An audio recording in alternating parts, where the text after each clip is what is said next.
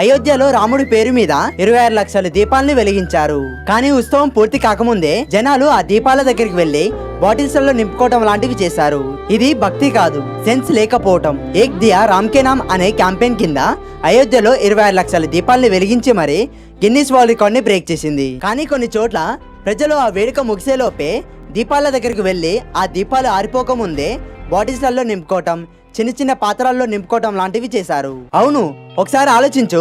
అది రాముడి కోసం వెలిగించిన పవిత్ర దీపం. దాన్ని బాటిల్స్లలో నింపుకోవటం, చిన్న చిన్న పాత్రల్లో నింపుకోవటం భక్తి అనరు, బాధ్యత లేకపోవటం. పేదవాళ్ళు ఉండొచ్చు, కానీ పేదరికం కంటే కూడా సివిక్ సెన్స్ లేకపోవడం పెద్ద సమస్య. ఇలా ఇది ఒక్కటే కాదు, ఒకవైపు రోడ్డు వేస్తుంటే మరోవైపు రోడ్డు తవ్వటం లాంటివి చేస్తున్నారు. అలాగే బీహార్ లో అయితే మెట్రో స్టార్ట్ చేసి 2 days కూడా కాలేదు, అప్పుడే ఆ గోడల మీద పాన్ గుట్కా లాంటివి కనిపించాయి. మన భారతదేశం ముందుకు వెళ్ళాలంటే మొదటగా ప్రజలు ఆలోచించే విధానం మారాలి.